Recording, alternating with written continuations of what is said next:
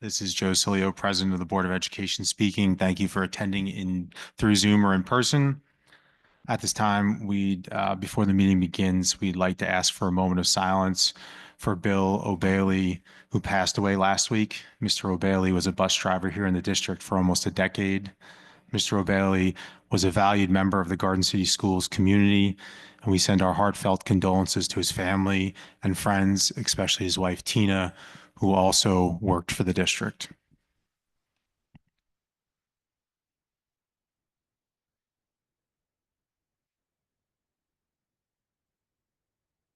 Thank you. At this time, please rise for the Pledge of Allegiance.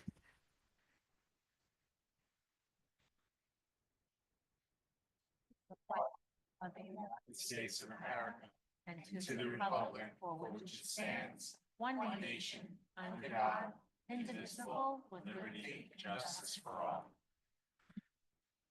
Due notice of the meeting is provided to the public and each member of the Board of Education as required by law. Tina, will you please take attendance?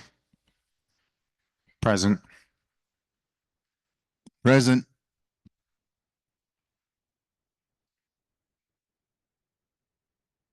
Present. Present. Present.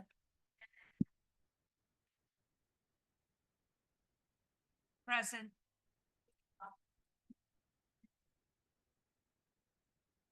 Present. Present. Present. At this time, may I have a motion to accept the agenda for June 17th, 2025 regular session as presented? So moved. Second. All in favor? Aye. Aye. At this time, I'd like to hand the mic over to Dr. Sin. Now we're going to do some graduation ceremonies. All right. Thank you, Mr. Cilio. So we have two of our graduating seniors who are going off to the Naval Academy. And last night, we had the privilege of presenting Luke Cascadden with his diploma at the Athletic Awards ceremony. And this evening, we're equally excited and proud to recognize Catherine, we call her Kitty Clavin. Uh,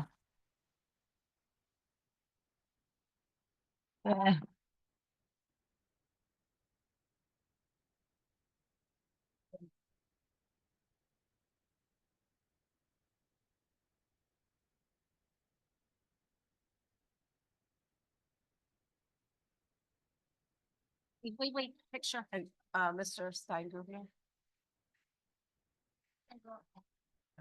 Right here. There you go.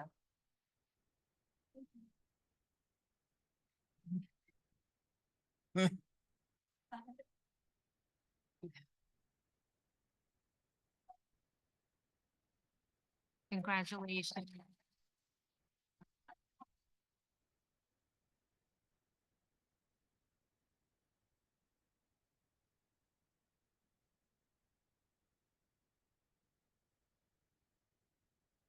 So I do want to mention something about Kitty. When I came to this district, I'll be starting my 8th year in July.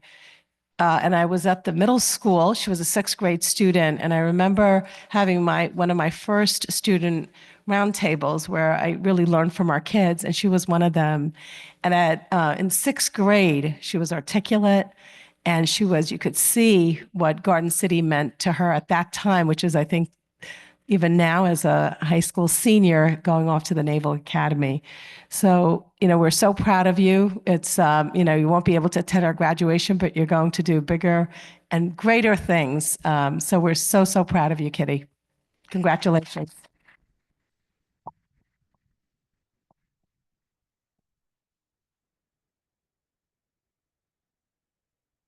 All right. So next, we wanted to acknowledge our Challenger athletes and participated in the Challenger Games. Do you want to come up and talk a little bit about the Challenger Games? Yeah. Come on up. Yep. There you go. Yeah. So, yeah. Challenger Games. Thank you. The Challenger Games are an amazing thing that happen annually. They're held at the Nassau Community College Mitchell Field Athletic Complex, which is right by Nassau Community College. And it's a wonderful 2-day event. We go for 1 day that honors children with different abilities. And they have these wonderful events that children from all over Nassau County get to participate in. Families like to come out and support. And it's just really a day that's about community and supporting all of our student athletes. And I'd like to shout out Mr. Chapudian for doing such a wonderful job with organizing all of this. It's all about inclusion and just highlighting all the incredible things that our students can do. Thank you. So can we have all of our students come up to be recognized? Come on up. Come on up.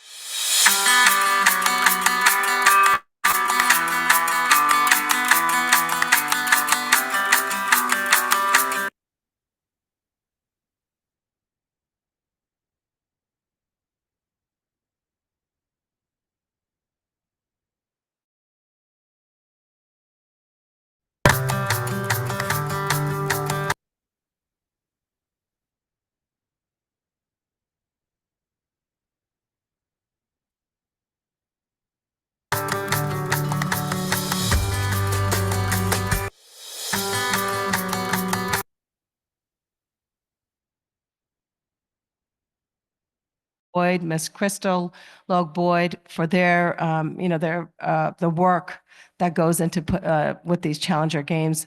We had over this year, the number of participants was over 500 students. That was from Stewart, Stratford, Locust, and 55 high school volunteers, 25 teachers and paraprofessionals, and nearly 30 parents. So it's a big event, but it's an event, one of those events that we really look forward to. And it's, I think we put a small video together, didn't we, Tina? Just to show what that day is like. You'll have to turn around to see it.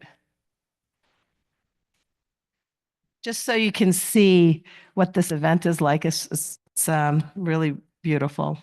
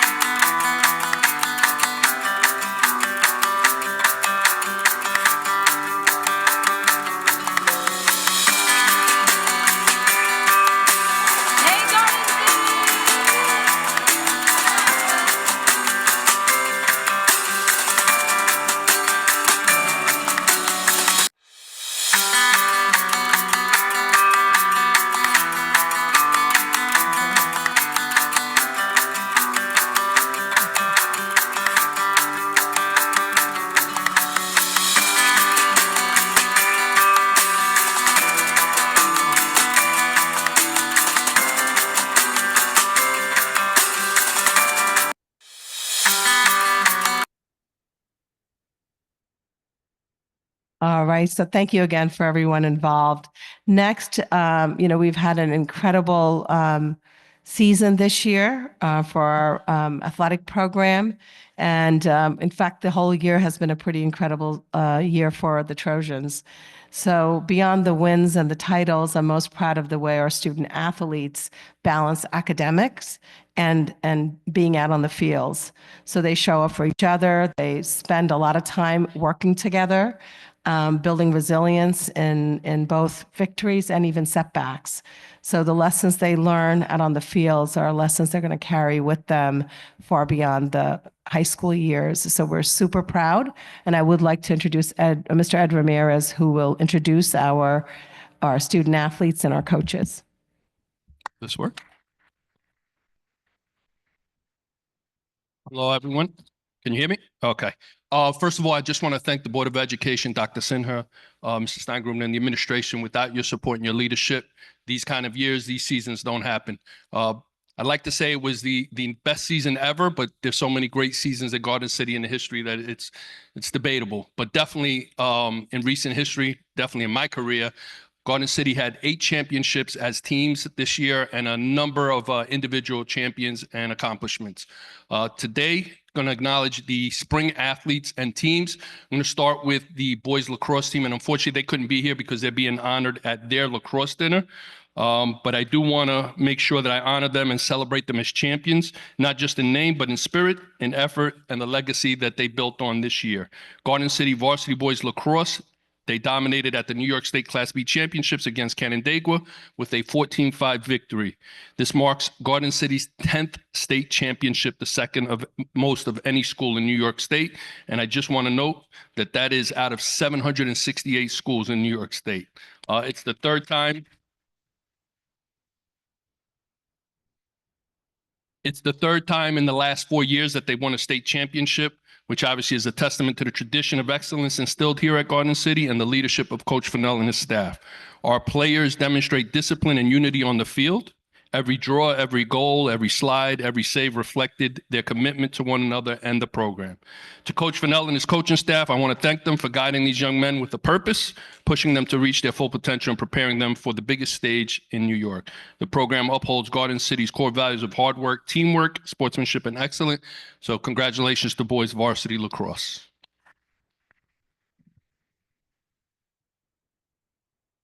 Next, I want to acknowledge our 2 all-state tennis players and their coach, Ms. Soper, CJ, and Ben, if you would come up.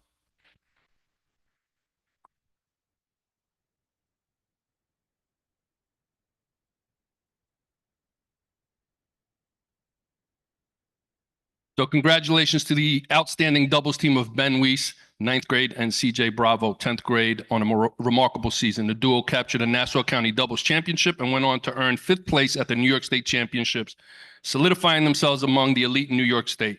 At the championships, which was held at the Tennis Center in Queens, Ben and CJ displayed incredible determination and resilience, battling torrential downpour, playing late into, they got there, I think, at 8 a.m. and didn't play their last match till 11 p.m., which tells you the kind of not only commitment and passion, but mental strength that they had.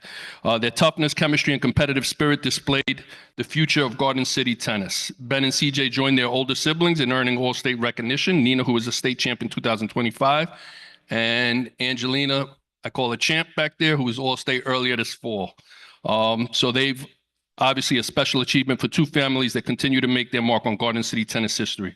I want to thank Coach Soper for her leadership, dedication, and commitment to helping these young men, these athletes realize their full potential, and we are looking forward to 2026. Congratulations.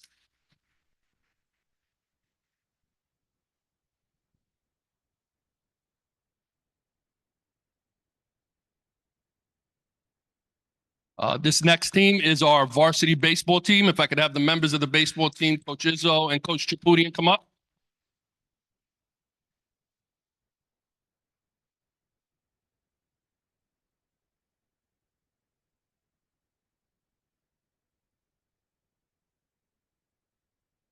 Our varsity baseball team etched its place in Garden City history. Our baseball team captured both a Nassau County championship and a Long Island championship. Only the 3rd Long Island championship title in school history. It's not just a great season, It becomes their legacy. Through clutch hitting, lockdown defense, and unshakable belief in one another, this group delivered an unforgettable moment and moments that raised the bar of future Trojan baseball teams. Along the way, they inspired our school, our community, with their class, toughness, and teamwork. To our players and coaches, thank you for the memories, the championships, and the way you represented our school community. You'll forever be remembered as champions. Congratulations to the varsity baseball team.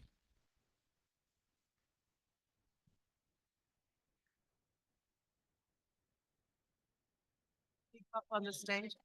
Yep. Yeah, go on the stage. There we go.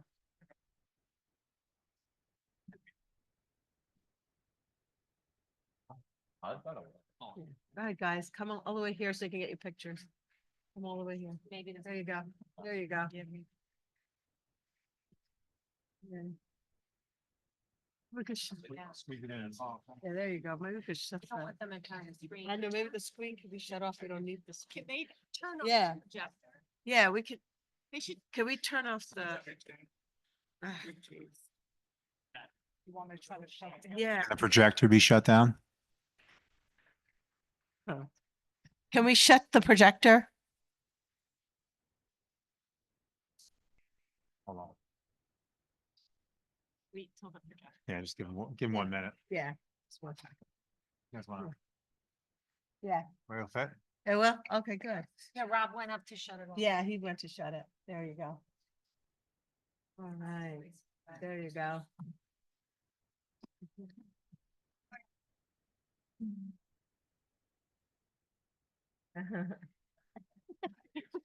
Congratulations.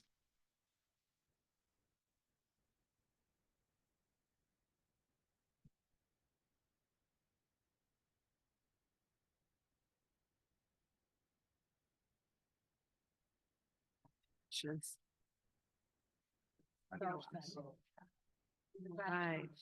Congratulations, boys. So good.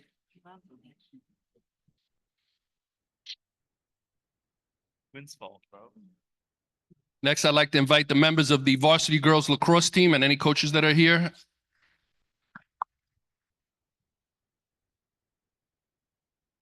Unfortunately, Mr. Ettinger is coaching the Long Island All-Star football team. He's the head coach for that and had practice tonight, so he cannot join us, but thank you, girls, for coming. Here we go. So I want to honor our varsity girls lacrosse team, who earned their 5th consecutive Nassau County championship.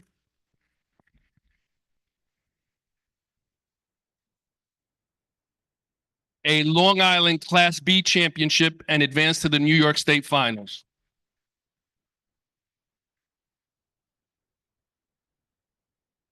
So that's out of, again, 768 schools. And I wanted to give them a message because this is a program that has raised the bar so high over the history of girls lacrosse that it becomes a challenge for them. And I have a little message for them. I want to be clear. You just didn't play in a state finals. You earned your right to be there through toughness, resilience, and unity. It's easy for outsiders to judge from the stands, the sidelines, or social media. But those people were not a part of your early morning practices, your film sessions, the injuries you pushed through, or the sacrifices you made. We call the critics in athletics, we call that noise. Ignore the noise that comes from outside your team. The only voices that matter are the ones that are in your locker room, on your sidelines, or in your hearts. You represented Garden City with pride, toughness, and class every step of the way. That final scoreboard does not define your season, and it certainly does not define your character. To the coaches, I want to thank them for their leadership and commitment. Players, thank you for reminding us what it means to compete with purpose and passion. You may have not walked away with a title, but you walked away with something much greater, and that's friendship and memories. Congratulations on your team.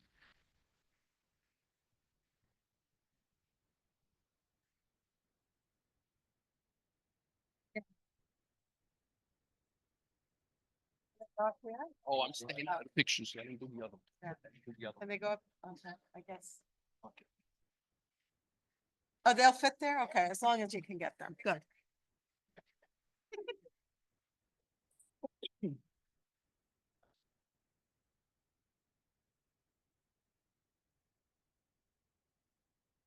Next, I'd like to invite the members of the varsity girls track and any coaches that are in attendance.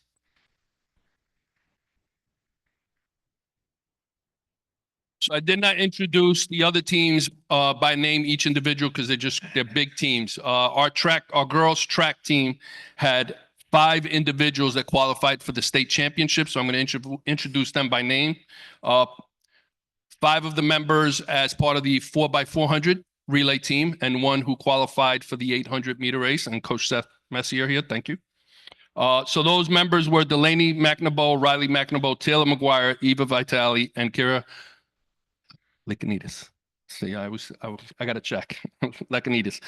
So they ran on the 4x400 relay team. They also ran at the Penn Relays, advancing to the state championships. This group gave everything they had and finished 7th place at the states in the relays, 1 spot out of earning all-state honors, an incredible performance at the highest level of competition. They also ran at the Penn Relays against 400 other teams, finishing near the top with their relay time, finished first in their heat. Individually, Kira returned to the big stage in the 400-meter and delivered an unforgettable performance. She finished 4th overall in the state, earning all-state honors. Please give her a round of applause.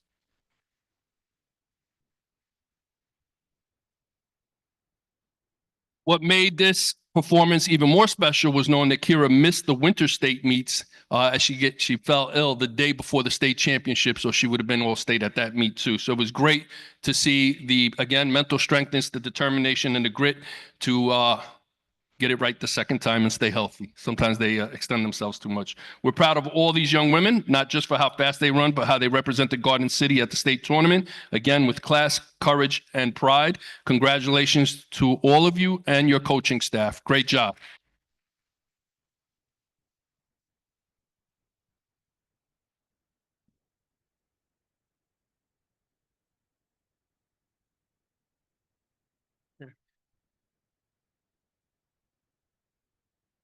Great job, girls. And last but certainly not least, if the members of our boys varsity track team and any coaches in attendance, please come down. We had 16 members qualify for the state championships. That's a large number, and I'm going to say the largest number we've ever had in 1 year at the state championship. So we honor a historic performance by the boys varsity track and field team, who sent an incredible 16 athletes to compete at the New York State Championships, one of the largest and most competitive groups in Garden City in terms of qualifying at the states, an achievement that speaks to the depth, the talent, and the work ethic of the team. A special congratulations to Connor McHugh, who took 5th place in the pole vault, securing a spot among all the athletes in the state, earning all state honors. Congratulations to Connor.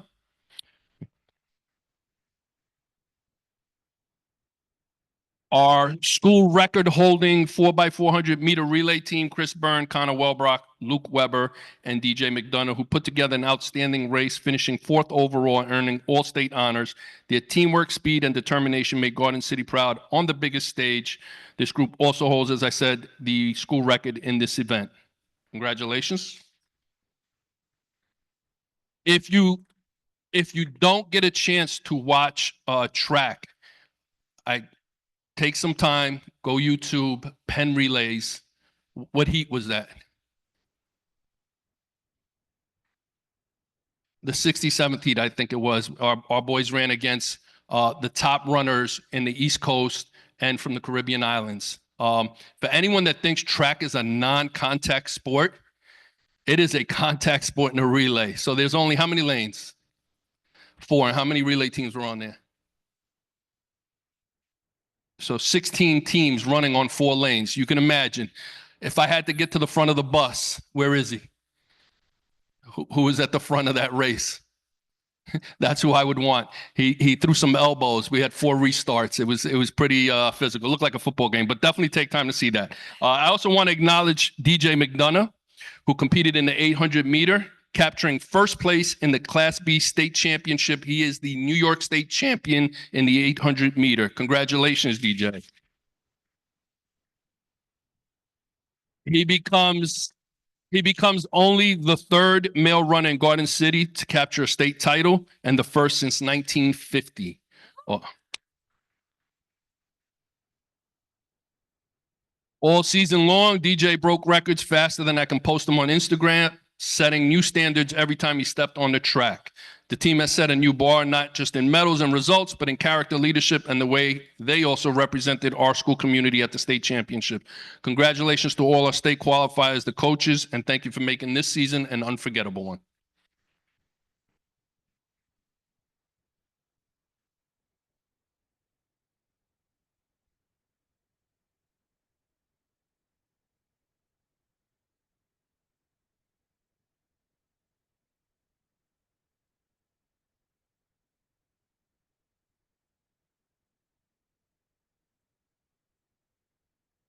And just in closing, I just want to say at Garden City, we're fortunate to have some of the finest coaches anywhere in high school athletics. These men and women are consistently go above and beyond, not for personal recognition or accolades, but because they care deeply about our community, these programs, and most importantly, the young men and women that they mentor. Coaching here or in high school or anywhere, but specifically here, is not easy. The bar is set so high sometimes that even championship level success is seen as falling short. Being the best on Long Island, an accomplishment that would be celebrated anywhere else, is sometimes not enough in the eyes of our critics. And yet our coaches continue to show up, to lead, and to pour everything they have into developing student athletes who are not only competitive, but also resilient, respectful, and prepared for life. They do it because they believe in the process, they believe in what sports can teach, and they believe in the power of athletics and what it does to shape character, build confidence, and create lasting bonds. So tonight, I just wanted, before I leave, thank our coaches, not just for the wins, but for the unwavering commitment to the values that make Garden City Athletics a model of excellence year in and year out. Thank you and good luck to everyone.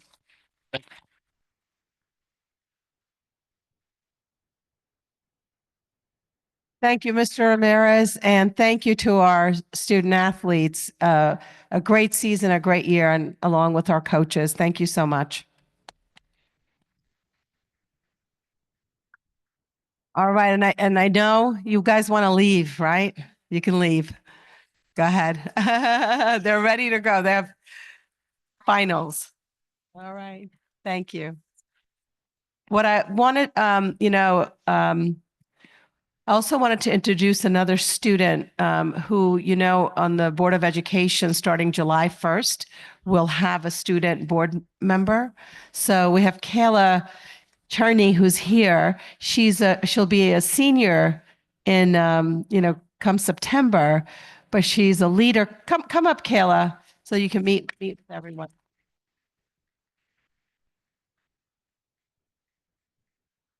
Congratulations. It's gonna be great.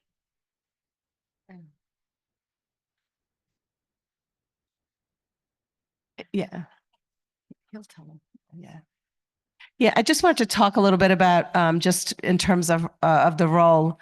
Kayla has been, along with Claire, who's not with us this evening, she's going to be the alternate student member on the Board of Education, both students. And I think Kayla, you've been part of the student government since you were a freshman, I believe. And I think I can speak for Mr. Steingrubner also, because we meet with our students pretty regularly.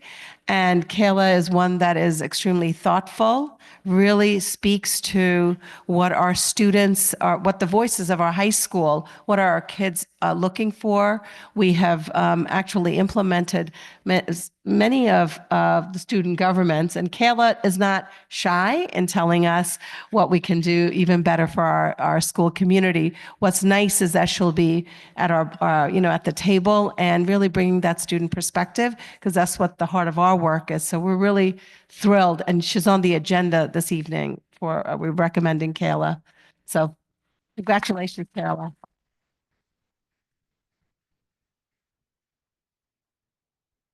Okay. And then we have one more award. We have the Nancy Marr Maxwell Award to be given this evening. So we have two teachers that are going to be honored this evening. So Ms. Chapman. Okay.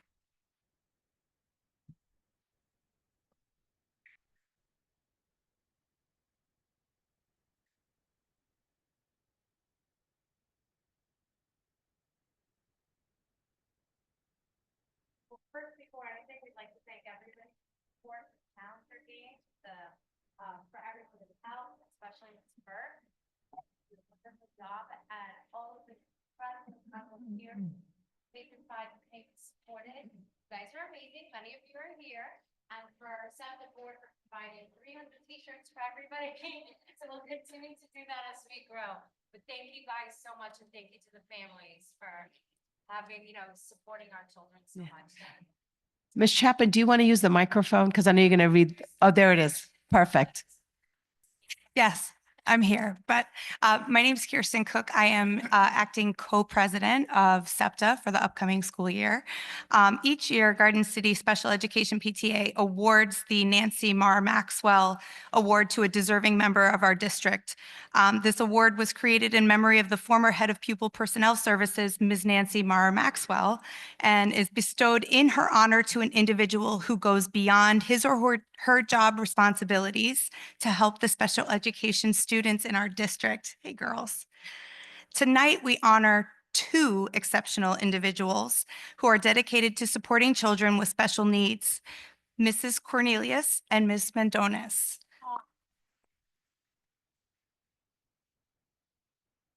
Both of these remarkable educators are a source of hope and strength for these young people and their families. The commitment to the children is unwavering and drives them to go above and beyond. Every child's potential is recognized, their strengths and needs are acknowledged, and their growth is fostered with patience and understanding. Every success is built on the foundation that has been laid, every struggle overcome, every accomplishment celebrated. And they're all stepping stones to a future not possible without this dedication. So thank you, ladies, for everything. The impact is immeasurable. So is Mrs. Cornelius? Yes, they're both here. Great. So Mrs. Cornelius, I'm going to let Linda Valent speak. Hi, I'm Linda Valiant, and I am the treasurer. Mrs. Cornelius, I want to start by saying that you are special. I am Dylan's mom, who will speak in just a moment, whom you had 4 years ago during COVID. At the end of that school year, I wrote you a thank you card that said you are a teacher he will never forget. It is absolutely true. For my child, between COVID and all the difficulties that came along with that and learning differences while wearing glasses and having to wear a mask, made for what felt like an impossible year possible because of you. Whether it was staying late to create a personalized learning plans, partnering closely with families, or celebrating every small victory like it was a major milestone, you consistently put the needs of your students first. Your classroom is safe, nurturing environment where every child feels valued, understood, and empowered to reach their full potential. I cannot thank you enough for making a difference back then and how you continually make a difference today. Speaking of today, a fellow community member and friend, Anna Stankiewicz, gave me a few words to say as well, and she really wished she could be here to tell you herself. With unwavering dedication, compassion, and expertise, she played a vital role in helping our child successfully transition from a special education setting into a general education classroom. This was no small task. It took patience, thoughtful planning, and an incredible understanding of both our child's needs and potential. Ms. Cornelius didn't just provide support, she built confidence. She saw the strengths in our child that others may have overlooked, and she used those strengths as the foundation for growth. She collaborated with general education teachers, adapted materials, communicated openly with us, and created a bridge that made the transition not only possible, but positive and empowering. The ripple effect of Ms. Cornelius's commitment is felt in the confidence of students who once struggled, the gratitude of parents who found a true partner in their child's journey, and the admiration of colleagues inspired by their tireless effort. Ms. Cornelius, thank you for being more than an educator. Thank you for being an advocate, a cheerleader, and a difference maker in our child's life.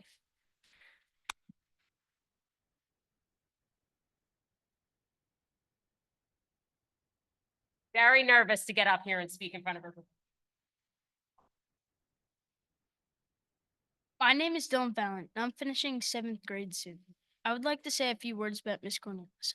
I had Miss Cornelius for 3rd grade, that my school year was very different than other years. Because of COVID, we all wore masks every day and there's a lot of chaos. I have ADHD and all the changes from COVID could have made my school year very difficult. For me, the school year was very great in that all and is because Miss Cornelius. Miss Cornelius is the perfect person to win the Nancy Meyer Maxwell Award. She went above and beyond for me and the other students in my class. I cannot thank Miss Cornelius enough for caring so much. Congratulations, Miss Cornelius. Thank you.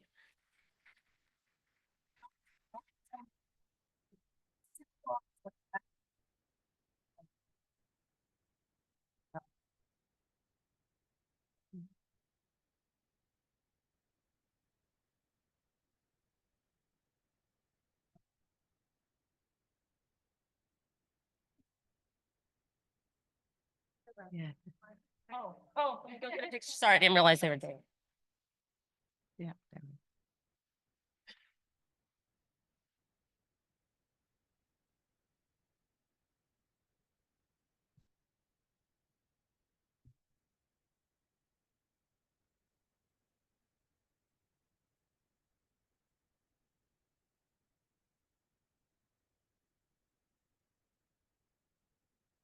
Feel like I always cry when I come up here. I don't know. So you just, Miss Mendonis, having a child who's nonverbal with ASD and a hatred of being told no is hard. Having her mother, well, for that alone, you deserve this award. Children with special needs were often educated separately. In Garden City, we believe in the value of integrating students with special needs into the general education classroom. The work goes beyond accommodating diverse learning styles and needs.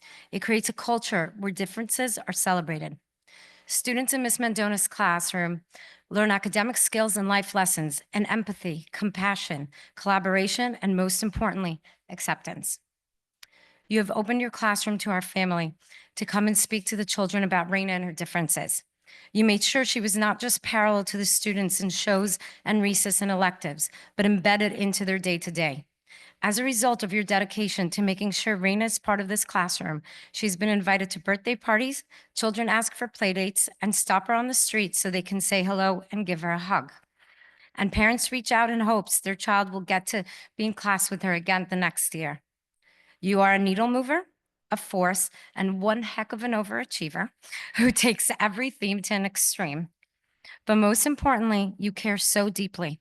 You care about every child's academic achievement in the same capacity as you care about their social emotional growth. We were lucky enough to have you for 2 years in a row. We are lucky enough to have your impact in our lives forever.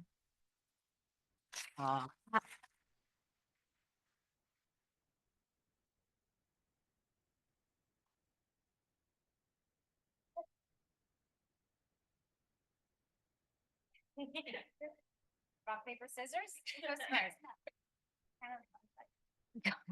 Come on, sweetie. Hi, my name is Riley Marr, and I wanted to share a few thoughts with you about my second grade class.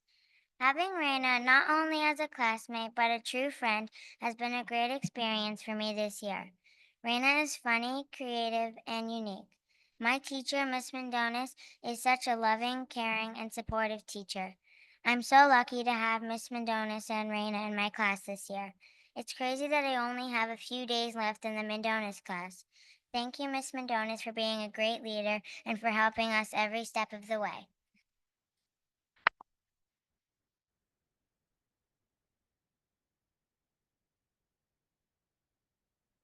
Together. You can do it. I wanted to figure out something. I wanted to figure out something because I didn't want this. Should we read it together? I made it. Do you want me to read I it? don't want this. You want me to read it? I read without it. Yes, you can read it later. But Audrey wants to thank Miss Mendonis.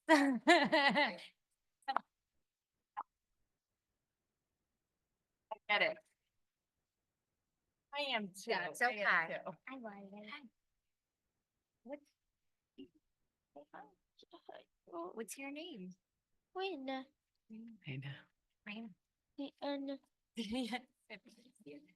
Can you read? thanks you, Miss Manda. Thanks. F-L-U-T-A. Yes, you. Yeah.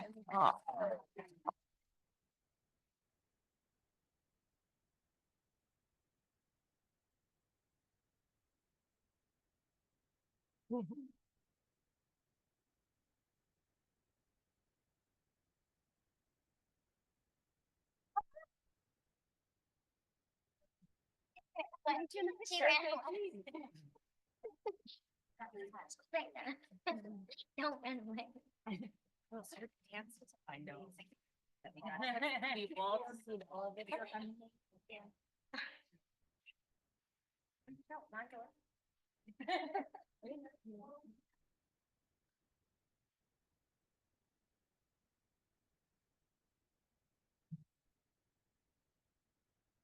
yours.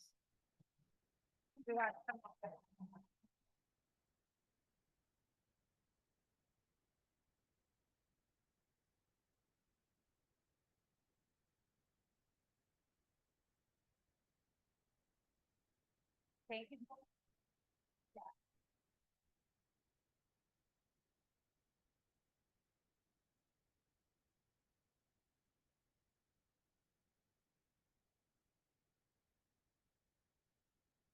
That was just, that was beautiful. Congratulations. Well deserved. And I really, for SEPTA, like to recognize, a regular education teacher and a special education teacher. And the magic that happens in the classroom is, special. And then our students, you did such a wonderful job speaking on behalf of your teachers. You did a great job. All right. Okay. Now you can go on with the regular. I'll come back to it later. I have more to report on. Now you want to go back.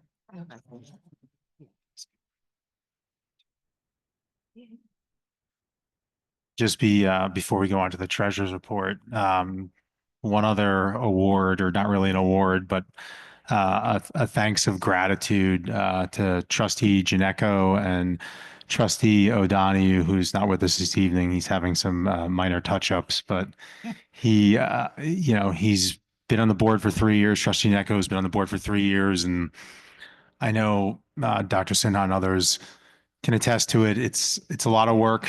They put a lot of effort in. They care about the community. They obviously stepped in and ran for the election to hope make a difference in what we're doing here in the community, much like people up here try to do every day. And I can say I'm appreciative as a community member and a board member for the work and the time and effort that everybody puts in here. But for the two of them, the last 3 years has been it's been fun. It's been interesting. And I think they've dedicated a lot to their community. So I wanted to say thank you, and you'll be missed. And I expect to see you in future meetings on the other side, hopefully not asking tough questions. Now, Mr. Capua, if you could please go through the treasurer's report. Certainly. This is the treasurer's report for April 2025. We had a cash balance at the beginning of the month of 48,556,658. During April, we had receipts totaling 7,888,746. We had disbursements of 10,894,611, leaving us with a closing balance of 45,550,793. Thank you. Thanks. Dr. Sinha, would you like to go through the superintendent's report? Sure, thank you. I have, some additional just student recognition that I wanted to go through. First in math competition are, three of our students, our first grade students from Locust. They go as a team. They came in first. Last year, if you recall, they were in third place, one of our teams. This year, it's actually pretty impressive. The children go to Albany and they compete. It's a statewide competition. So today we did a celebration. We honored them at Locust, and it was a wonderful event. Ms. Voda did a great job in recognizing our students, along with our Ms. Cardella, our coordinator for mathematics and STEAM. And our coaches, our math coaches, they do a tremendous job in getting our students ready. In fact, the 3 students, I know every morning they practiced with Ms. Voda in her office to secure this. But you had to see the trophies were just as big as they are. So it was really a nice event this morning.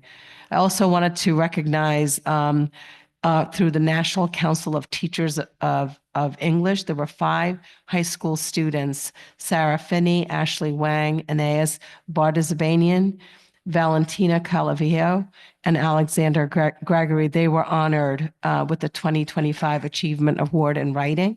And this is impressive to have 5 students recognized. And we wanted to congratulate them along with Ms. Kaufman and their who was our coordinator of ELA, and along with their English teachers. It's a pretty impressive number of students that got this recognition. We also had, for the Young Authors Contest, we had Amat Jain. He won the Nassau Reading Council's 42nd Annual Young Authors Contest. So I want to congratulate him.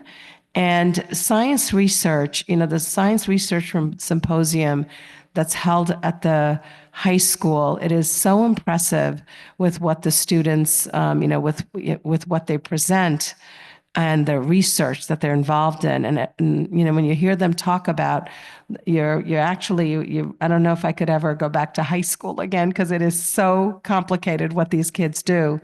And it is extremely, I think of our future, and I think of these kids, what they're doing, some of the research from, cancer research to environmental to social. It is, again, impressive. And I wanted to thank Dr. Gordon, Dr. Foley for mentoring our students, along with many of our faculty and staff, and Ms. Rogusich, who's our coordinator for science. We also had our very first middle school science symposium that was held this year. That was also a tremendous success. Students shared their projects with real excitement and pride, and with that scientific understanding. And Mr. Rizzo and Ms. Biagatti, and again, Ms. Rogusich, for really leading this initiative. And I think this will be an annual occurrence in our school. I also wanted to recognize our high school principal, Mr. Steingrubner, for receiving the NASTAC NASSTAR Award from Nassau BOCES. And this award honors educators who innovate with technology to enhance learning. And Mr. Steingrubner really models technology integration in meaningful ways and regularly engages in professional learning alongside his faculty that we offer here in our district. And we're really proud of this well-deserved recognition. So congratulations, Mr. Steingrubner.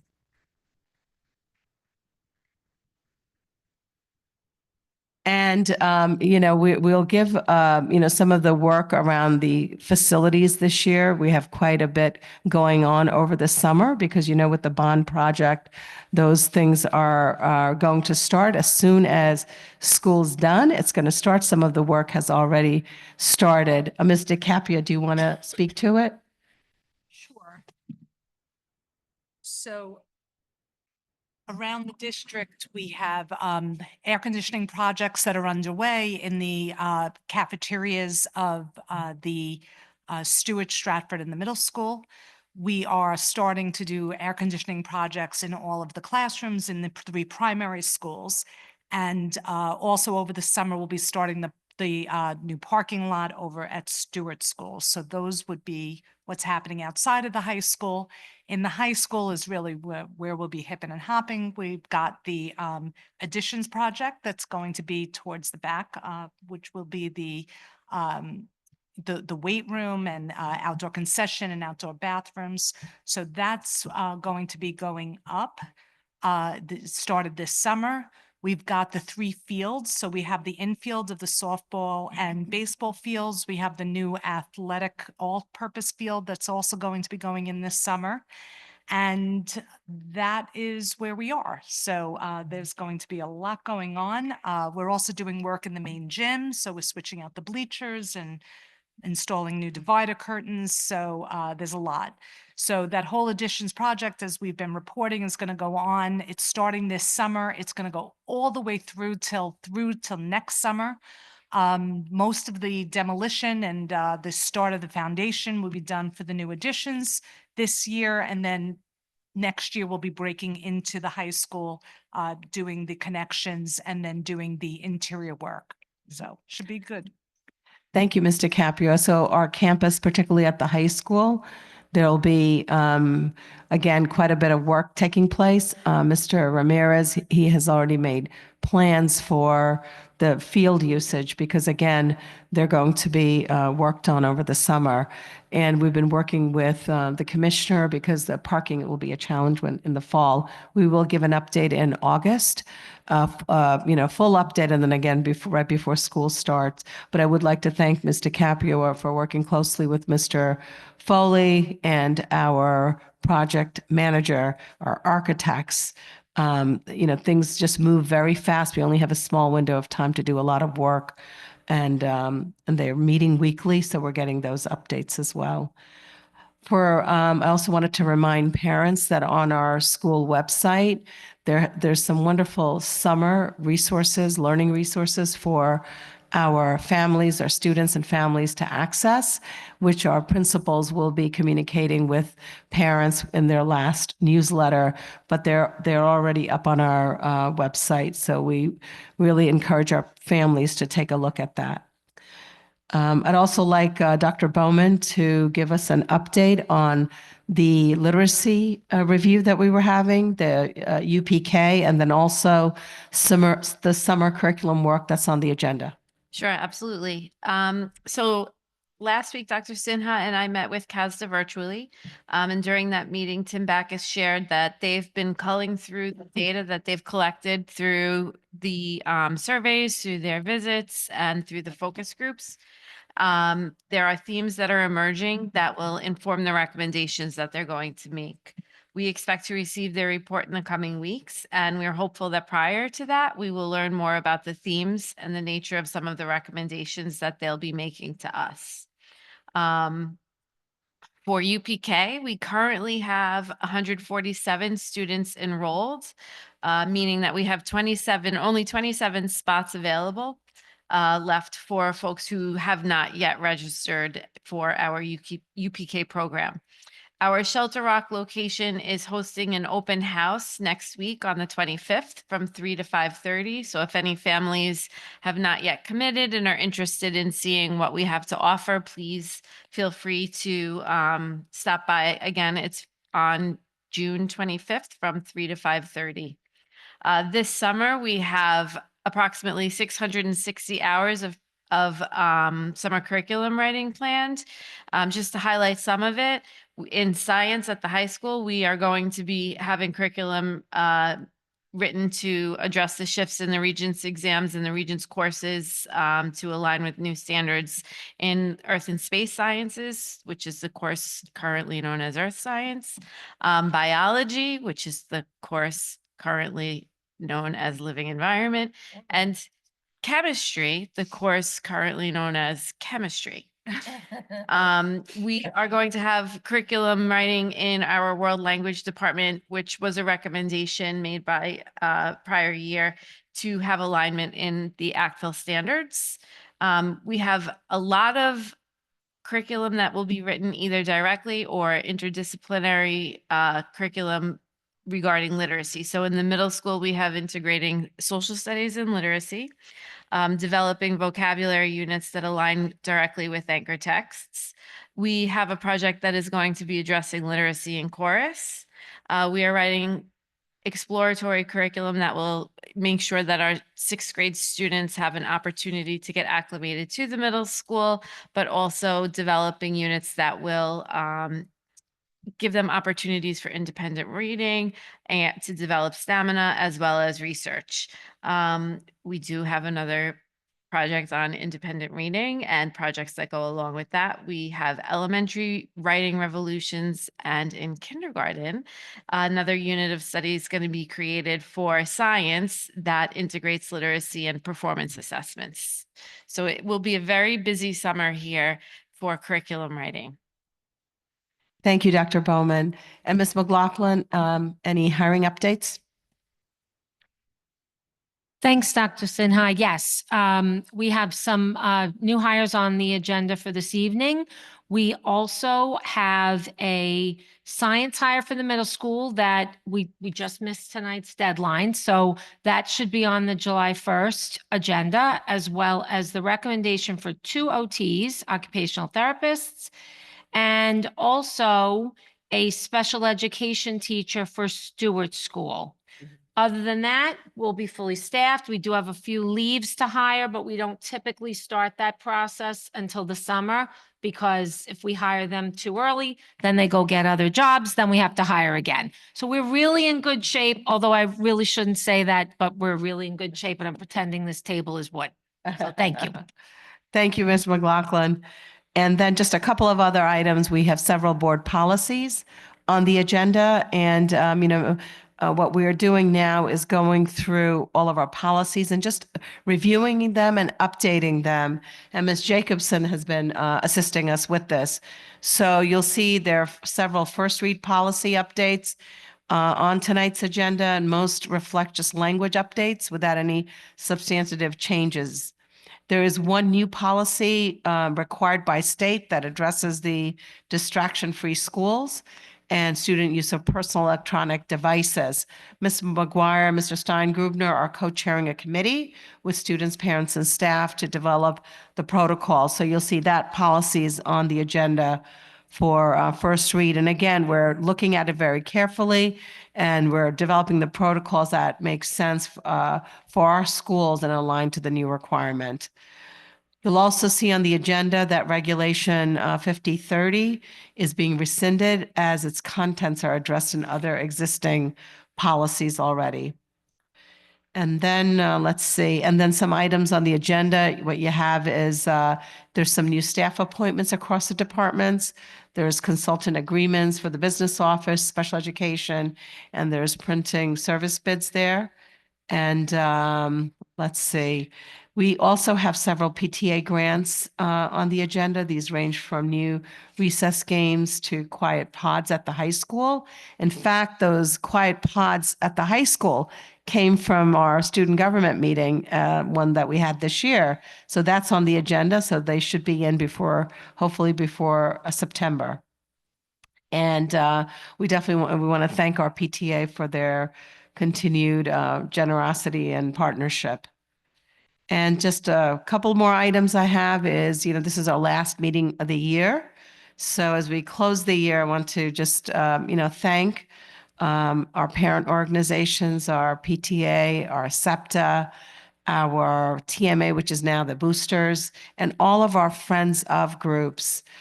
Your commitment to our students, our district, our staff, which we saw here tonight, they really strengthen everything we do in our district. And, your partnership is invaluable to us. So thank you for that. I also want to thank, our GCPD Commissioner Jackson, Detective Romalitis, and again, the Garden City Police Department for their ongoing partnership and presence in our schools. And we thank them for keeping our district really central in the work that they do. And then finally, I know Mr. Cilio touched upon it earlier.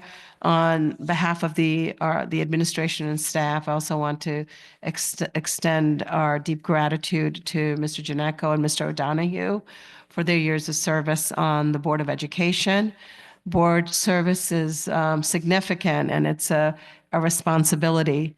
And your leadership and commitment and advocacy for public education, they have an impact on, on schools. And there's, that work is, it's a volunteer role. So we thank you for that. So we do have something small for you, just to remind you of your time here on the board. And wait, behind me. Okay. Oh, here we go.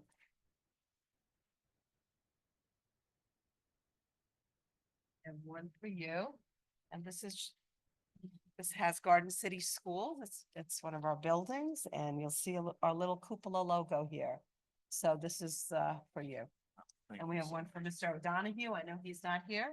I'll give this to you, Mr. Janeco. Maybe you can. Yes, Okay, thank you so much. all right. Thank you, Or Dr. you can just take two. I'll take two. Yeah. Really doesn't- Thank you again. And then just a couple of other items, some upcoming events.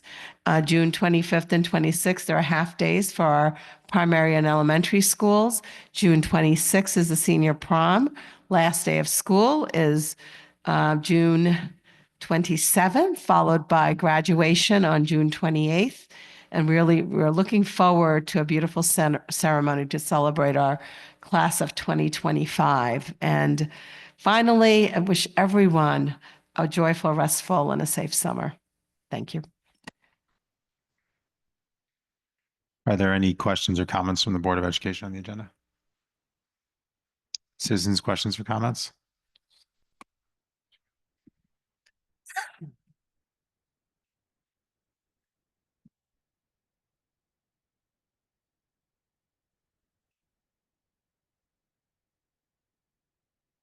But are we okay to go or? Yeah, sure. Sounds good. Yeah. Good evening. My name is Benjamin Fischello. My address is 61 Magnolia Avenue. I am an 8th grade student at Garden City Middle School and have participated in the speech and debate program for 3 years. Gosh, I'm getting old. This year, I had the privilege of serving as the president of the speech and debate team and was able to see firsthand the benefits that the program has to offer.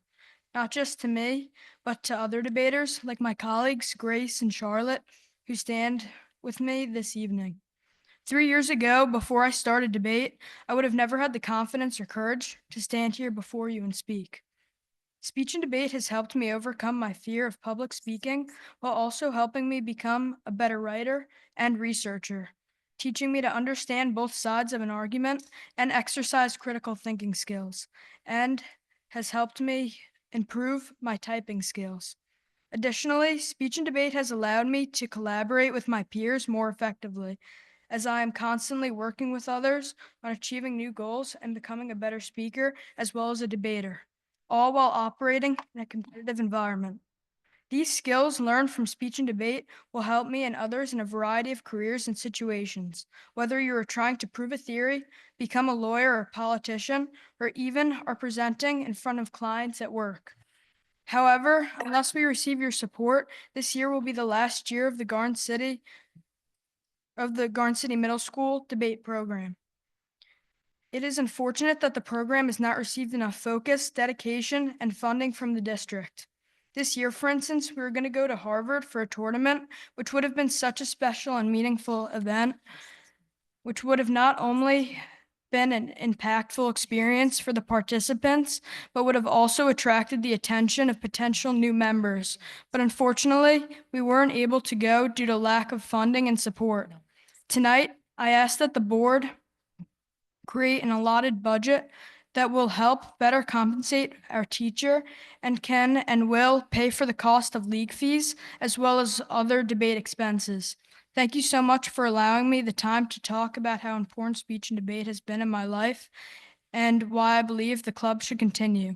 Now, here are 2 short commentaries from Grace Polio and Charlotte Storm on how debate has benefited them in their lives and why they believe the club should continue with the backing of the school board and become stronger than ever.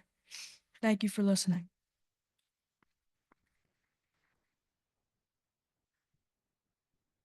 Good evening. My name is Grace Polio, and my addresses are 360 Stewart Avenue and 67 Hilton Avenue in Garden City. I just finished 7th grade at the Garden City Middle School and have participated in the debate program for 1 year.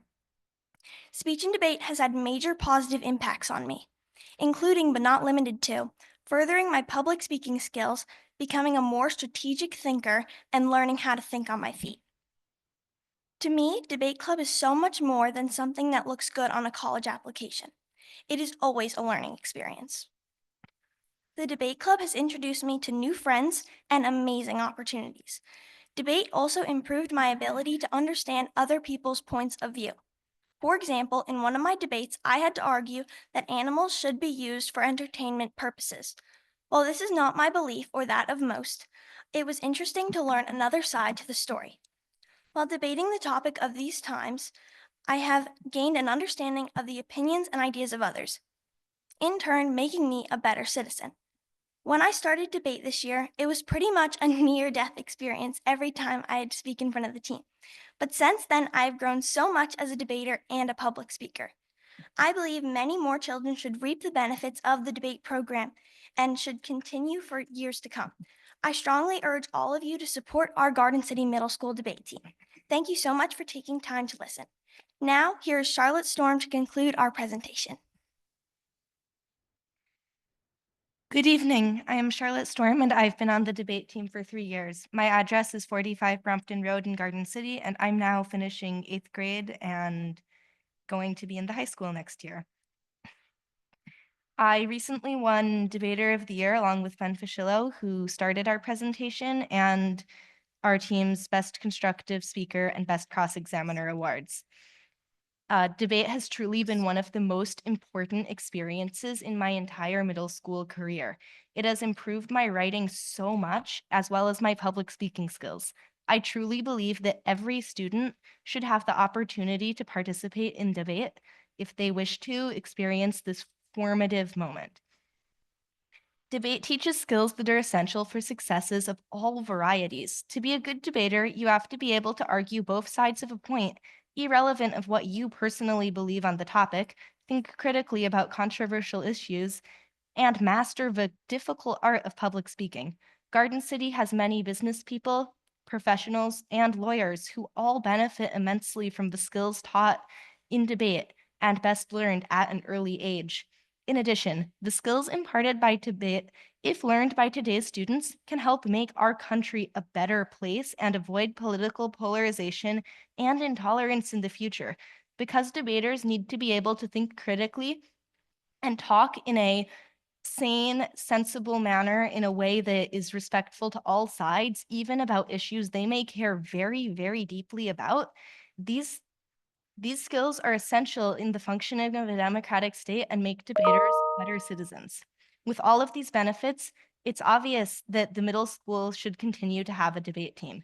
Thank you, and I urge you to support Garden City Middle School's debate team.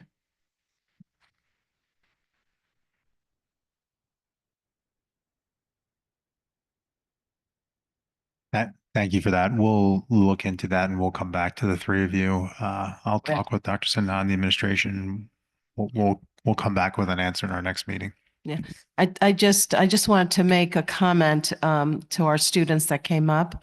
You did a really wonderful job expressing yourself and the why behind the debate club. So we will definitely get back to you. Okay. Also, too, the president, I have to tell you, one of the better electives I took in college was public speaking. It definitely increased the capacity of my writing and very, very impactful.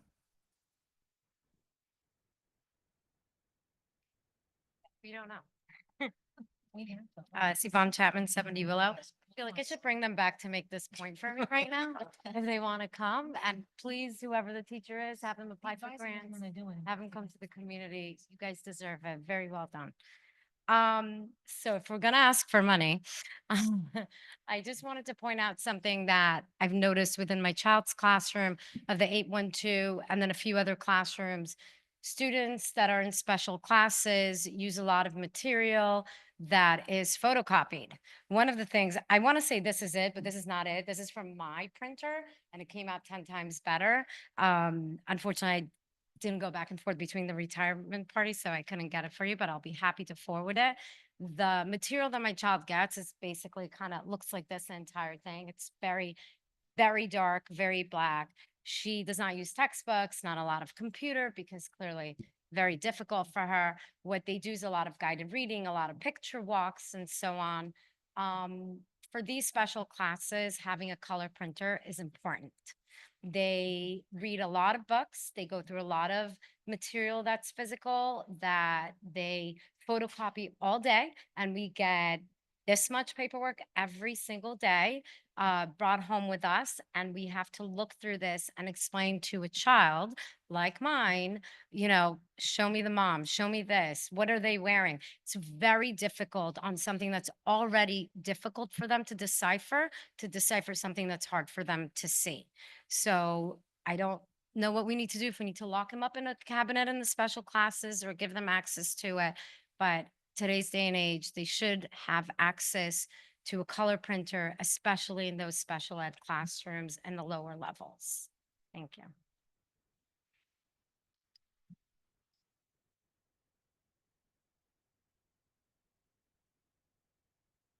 Hi, Tina Marcellos, 171 Garden Street. I had a question on the summer curriculum writing. A lot of it in the middle school is all focused on literacy, which is wonderful, but I'm trying to understand why so much focus on that. Is it tied to the NWEA scores that as a district, the majority are below 79th percentile or 60th percentile? And also, how does literacy blend in with chorus? It just seems like a lot focused on literacy. And I know it's a challenge having a child that is dealing with some things around literacy right now as well, but I don't understand how this is all incorporated. So I didn't list every project. I just gave highlights. So it may have seemed that there's a disproportionate number of hours, and each project has a different number of hours. So I just want to start by saying that we are focusing a lot of our projects on the integration of literacy skills because they are so important to the success of students in every discipline as they get older. And so making sure that the work that we have that's going on in the classrooms is in alignment with the most current best practices that we know is the thinking behind that. But we do have math curriculum writing happening. We have MTSS curriculum writing. To address your question about how literacy is integrated into chorus, when you think about first and foremost the lyrics that the children would be singing, there is a literacy component to that with the phrasing and to making sure that what the kids are singing they understand, so that can inform the way that they read them. And yep, that's important, at least before they perform, for sure.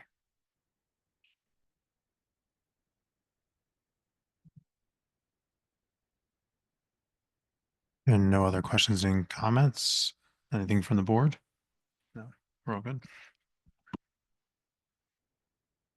If I could just have a moment, as I complete my tenure on the Board of Education, I want to express my heartfelt thanks to the entire school district, our dedicated administrators and supportive community. It has been an honor to serve alongside Superintendent Sinha and Assistant Superintendents DeCapia, McLaughlin, and Bowman, along with, obviously, Principal Steingrubner, individuals who are so deeply committed to the success and well-being of our students. Having the pleasure of working hand in hand with President Cilio, Trustees Gaffney, Pappas, Panu, and even O'Donohue, it was an educational experience that I will forever cherish. I've witnessed firsthand the passion, collaboration, and resilience that make the district so special. Thank you for the trust, the partnership, and the opportunity to be part of something truly meaningful. I leave with deep gratitude and confidence in the continued strength of our schools and community. Thank you.